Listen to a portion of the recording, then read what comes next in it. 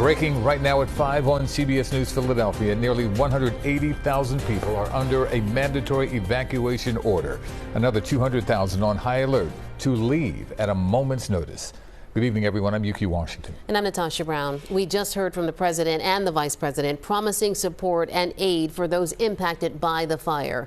The president saying the government would spare no expense to help that effort. Now, the human toll in lives, it stands at 5 in Southern California as life-threatening wildfires continue to rage on.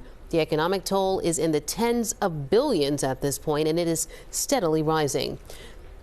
Take a look here. Satellite images show the before and the after of what was a vibrant community. As far as the eye can see, nearly every single home is destroyed in Pacific Palisades. CBS Philadelphia's Nikki Dementri begins with the help on the way from our area.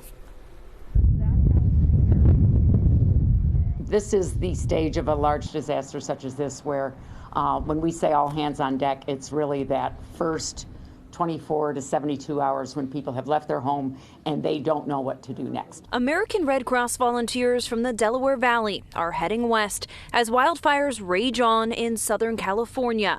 Penny Tedesco is one of at least 4 from New Jersey. It's just a pull, like seeing what's going on and knowing how much help is needed. The mom of 2 from Mapleshade got the call Wednesday to be on standby. Less than a day later, she's packing up to head to Los Angeles and assist with shelter needs. It's going to be tough. I packed a lot of tissues. I know I'm going to need a lot of tissues.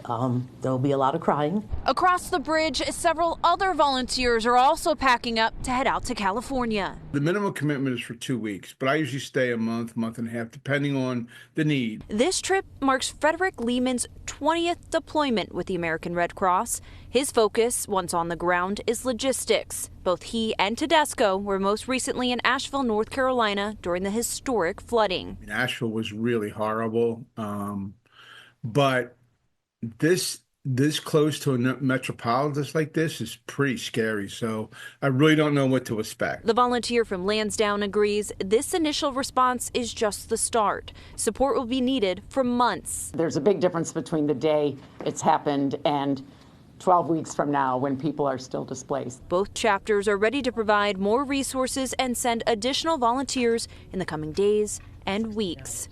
Nikki Dementri, CBS News, Philadelphia. Our coverage does continue all throughout this hour. Coming up in just about 15 minutes or so, we're going to get a real-time update on the firefight underway in Los Angeles. And in our next half hour, the stories of those returning to ruins. Plus, we look into why people didn't evacuate sooner.